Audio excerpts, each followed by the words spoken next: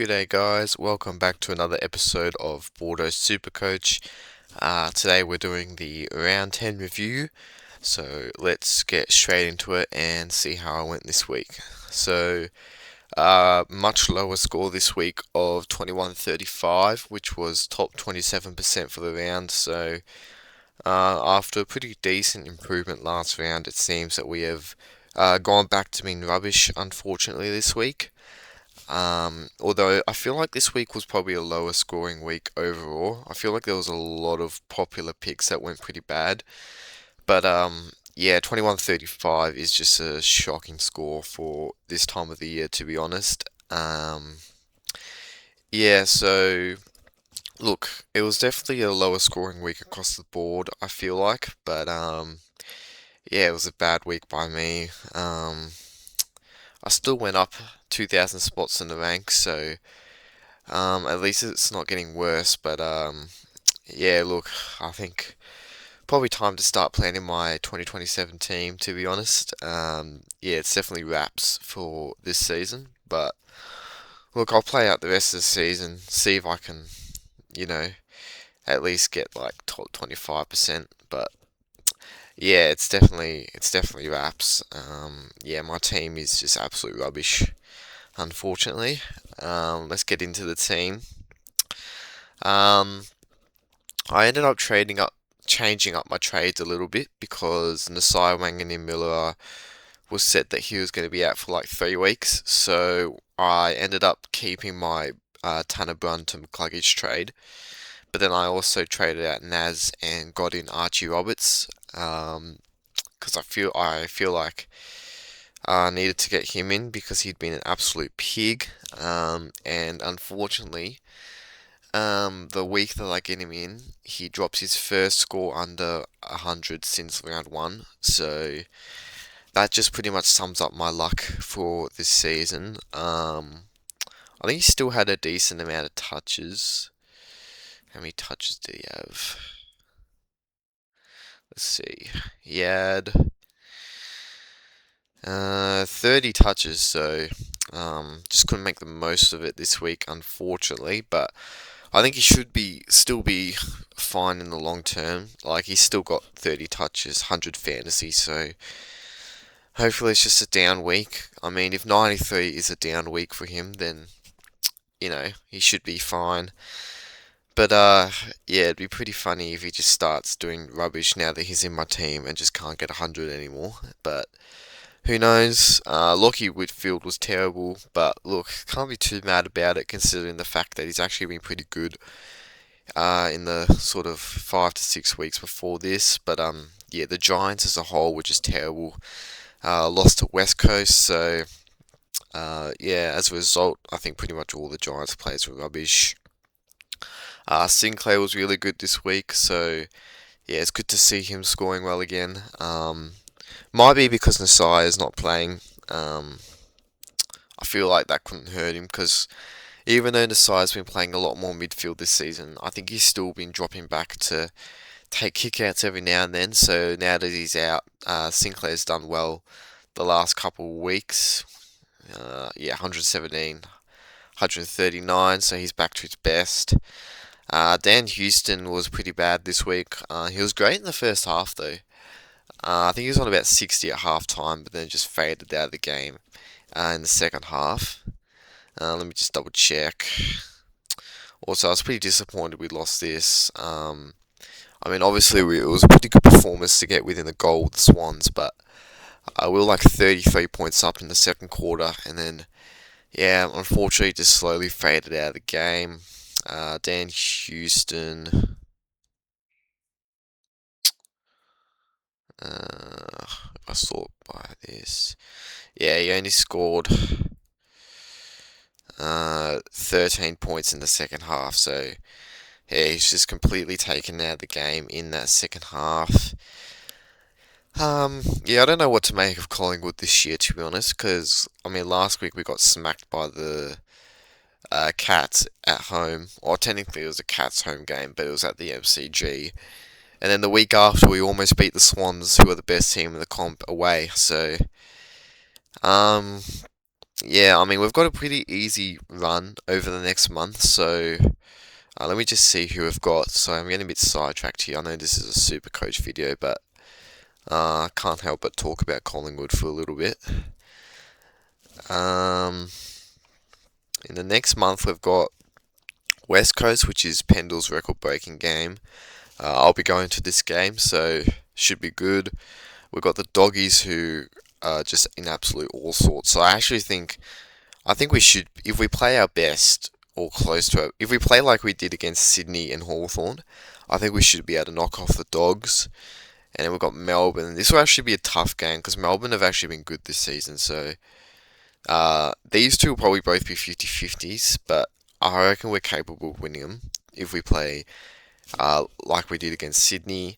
And then these two should be easy. So the next five games, I think we really should be winning four of the next five, to be honest.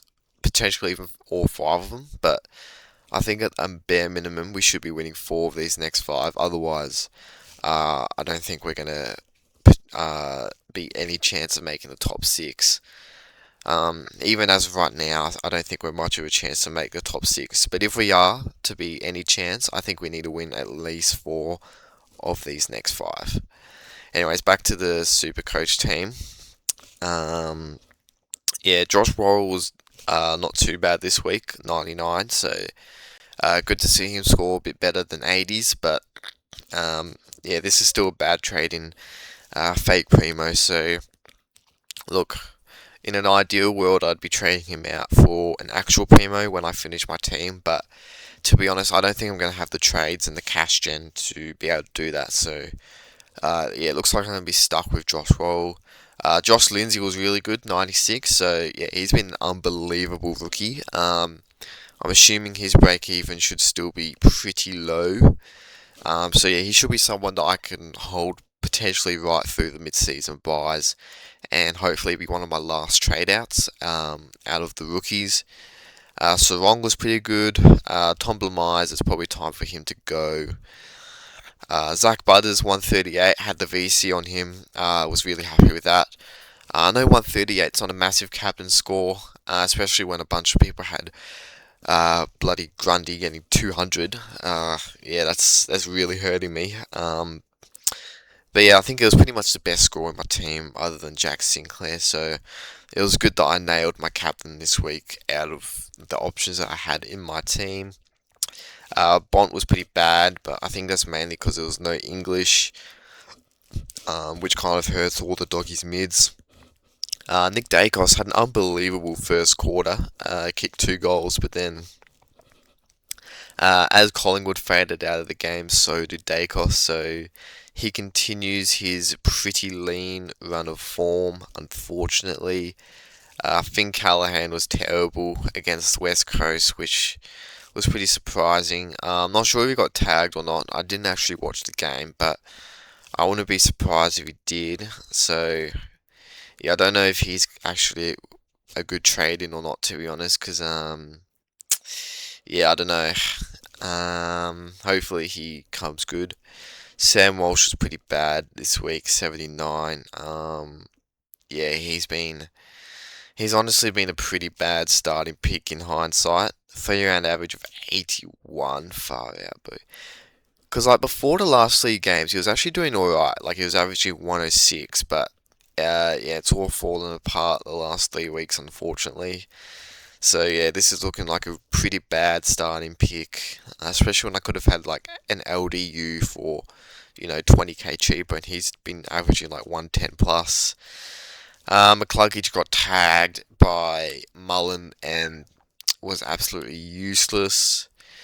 Um, yeah, look, I knew he was probably going to get tagged, but I still traded him in because I was pretty confident that he could at least outscore Tanner Brunn, but he didn't, so that was pretty unfortunate.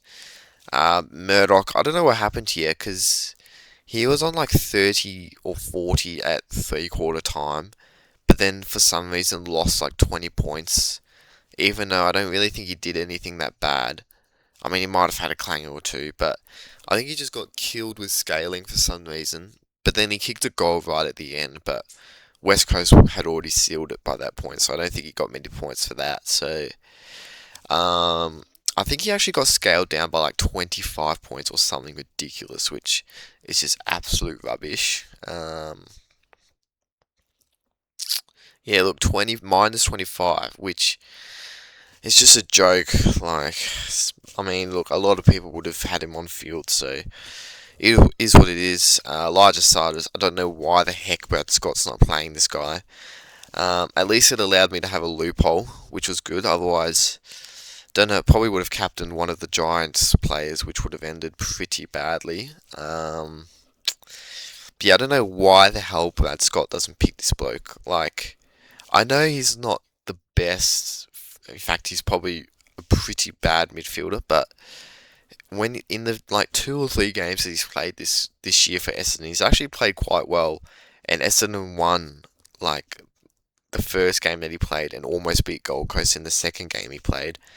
And then he had a really good VFL game last week. So yeah, I don't know. Brad Scott must not like this bloke, but it's pretty annoying for me because if he does play another few games, he still has probably 50k left in him for cash gen. So look, I don't know. I might hold another couple weeks. To be honest, I'll probably hold until the end of upgrade season when I have to trade him out to finish my team, and just pray that he eventually gets back in the team. So until then, I'll probably just use him as my loophole. Angus Anderson had a good game, 71. Was pretty happy with that. Hopefully he can generate a little bit more cash. Ended up having him on field since he was my emergency, so I was happy with that. Cumming and Burton were both traps. They've been terrible, especially Cumming. Like, yeah, 80s in the first couple of weeks, and then stopped getting CBAs, and now he's just not scoring. And Tom Burton, he's been terrible. Gawn was pretty good, 118. I don't think Heath played much of this game because I think he got injured or something, but then came back on.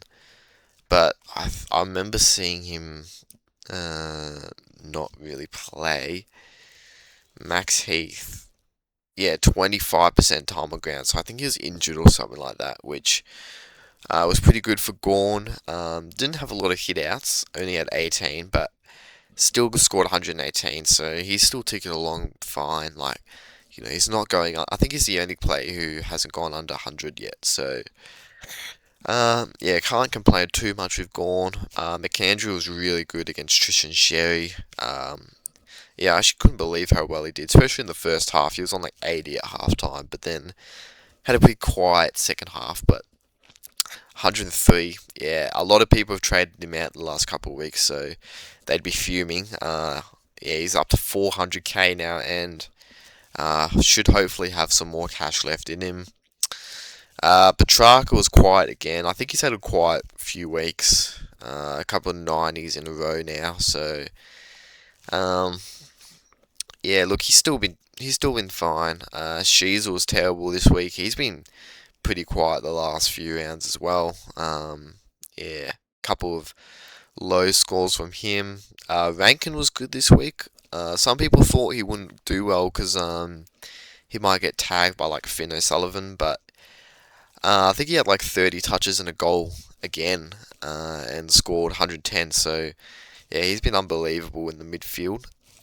Yeah, been really happy with him. When I first got him in, I thought the pick was a disaster, but it's really come good the last few weeks. So I think he should be a top 6 forward. Maybe not for the whole year, but from the point where I got him, which was like 4 weeks ago, till the end of the season, I think he's a top 6 forward. He does have a tough couple of weeks though. Who does he have? He has like, how do I see his upcoming fixture? It's not letting me scroll down. I think he has like Geelong in his next couple games, so he'll get tagged by Mullen probably, which will probably mean he doesn't score many points. Did I talk about McCluggage? I don't think. Oh, I think I did, but dude, Oh yeah, I did talk about McCluggage, but I'm going to talk about him again. Like seriously, like, uh, you know what? No, I'm not going to talk about McCluggage. Never mind. I don't want to talk about McCluggage. Anyways, Flanders was good. He's been really good the past few weeks. Yeah, after it was looking like he wasn't going to be a top six forward, but yeah, after the last couple of weeks, he could still be. Like he's averaging 94, which is within the range of being the top six forward. I feel like if you average above 95, that's good enough to be a keeper in the forward line. So I think Sam Flanders should still be a keeper. Yeah, really good the past couple of weeks. So yeah, a decent amount of people traded him out as well the past couple of weeks. So yeah, it was good that I held him. Uh, I mean, I just had too many other issues to deal with, I think. Anyways, Braden Cook, 70, just continues to tick along nicely. Philippou, 80, he's been really good um, the past month or so. Like, he had a shocking start to the season, was averaging like 40 or 50, but then the last like 4 or 5 weeks, he's actually been pretty good. So, yeah, I've been pretty happy that I held Philippou. And then Retchco, 50, not a great game from him, but he's been. Oh, what have I done here? I just click on an ad. Anyways, he's been pretty good this season though as a rookie. Been doing 70s most weeks, so should still have some decent cash gen left in him. And then Marshall's just not getting selected, so I'll probably trade him out at some point, but might hold for now. And Oscar Steen did a ACL against Sydney, which was devastating for both him and Collingwood. So I don't know if I'll trade him out this week, but because he's not going to lose any more cash. So I'll probably, with all these guys that aren't going to be playing from now on, I'll probably prioritize trading out the rookies with high break evens rather than the guys who aren't playing. Because like the guys who aren't playing won't be losing any cash, so I don't have to rush to trade them out, but they will be gone at some point. Anyways, moving on to the trades that I want to do this week. I actually got no idea what I'm doing this week, to be honest. Let's have a look at break evens. I'm assuming Tom Myers is going to have a pretty high break even. 76, so he's probably got to go this week. To be honest, I might just do like a double downgrade this week, because I only have two. I can only use two trades because I have no boost, which means unless I trade out someone like a Lindsay or McAndrew, which I don't really want to do, I don't think I'm going to be able to do an upgrade. I was kind of hoping to maybe get Grundy, but he's probably going to be priced out of him now. Yeah, he's 685, so although he has a pretty good fixture, I think. So I don't know what to do with Grundy, to be honest, because I don't actually know if I can get him this week. I don't think I can afford it unless I trade out Lindsay and McAndrew, which I don't really want to do. What's his fixture like? He's got Geelong and Richmond. Oh my days. Dude, his fixture's good. If I don't get him now, I don't think I'm going to be able to get him ever. Maybe I just have to be like, you know what, maybe I'll just go get Jackson and Sherry as my last two rucks. Because Sherry's going to probably go down in price a bit. He's 667 with a 196 break even. What's his fixture? What is Sherry's fixture? He's got Gold Coast, the bye, and then Freo, and then he's got an absolute piss take of a run after that.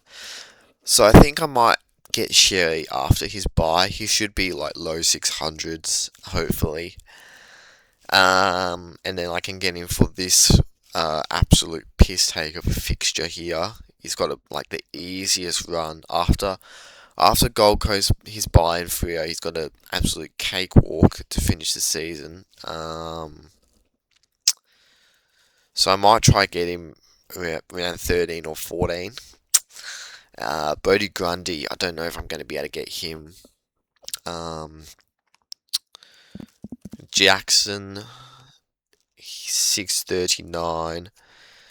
He's got a 60 in his system now, so hopefully he'll lose some cash. Hasn't got the easiest run, but he might be someone to get after his buy as well, because he's got Geelong, and then so he's got a pretty decent run after his buy, apart from Sydney. So I reckon maybe I get Sherry after his buy, then Jackson after his, and just accept the fact I'm going to have to miss out on Grundy. Luke Jackson, break even of 170, so hopefully both Jackson and Sherry are low 600s after their buy, and I can get them. What is Josh Lindsay's break even? 56, so he's still got more cash to make. I'm assuming McAndrews, his is 54, so McAndrew and Lindsay are probably going to hit 400k. McAndrew definitely will. I assume Lindsay probably will as well, so I think I'll hold them. What is Jai Sarong's break even? 81. I reckon it's probably time for Jai Sarong and Tomlin Myers to both go.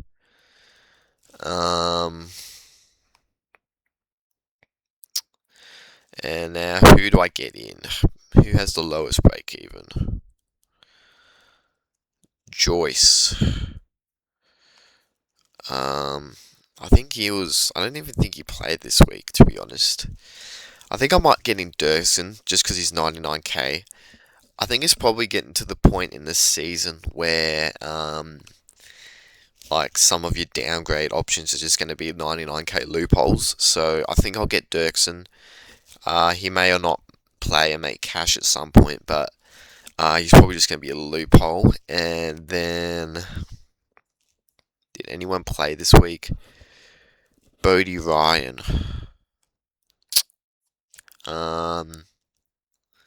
Joyce did not play this week.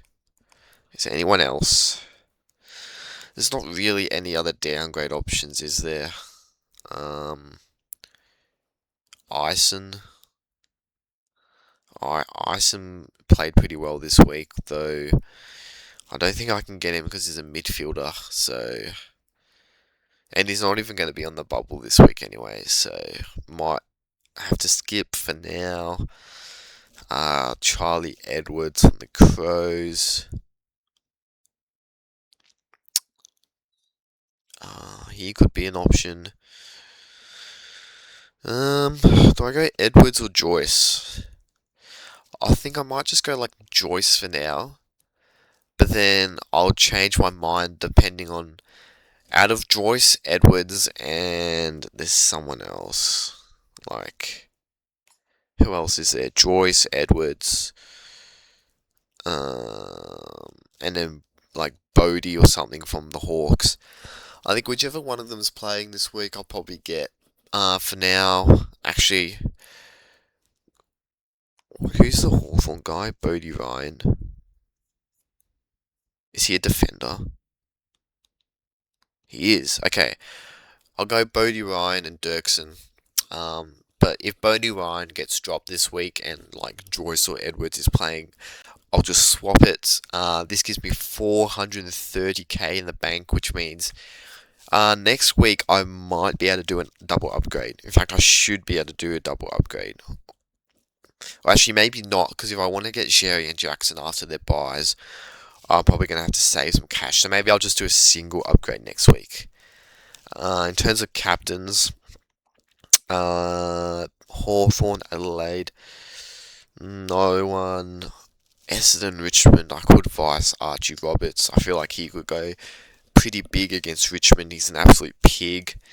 We saw how well Jack Sinclair went, and I think Roberts could go even bigger. So I reckon I might vice Archie Roberts and Freo Saints, no.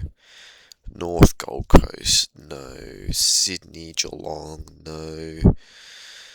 Collingwood, West Coast, I could captain Dacos. Although, oh, I can't remember who West Coast have been using, but they've been using someone to tag, so maybe not. I could go Butters. He's been pretty consistent.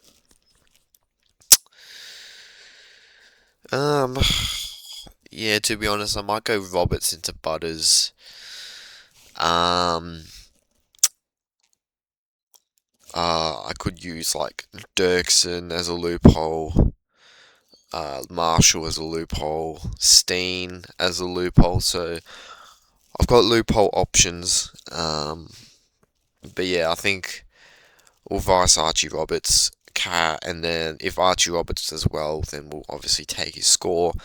And if not, I'll probably go Butters. Dacos is tempting, but I think I need to see him. I just don't know. He might get tagged in pretty bad form. He could definitely bounce back and go big against West Coast, but I think I'd probably rather just go Butters. I feel like he's just a much safer option. So I think I'm going to go Roberts in the Butters. And I think that's pretty much it for this week. So hopefully I can have a half decent week.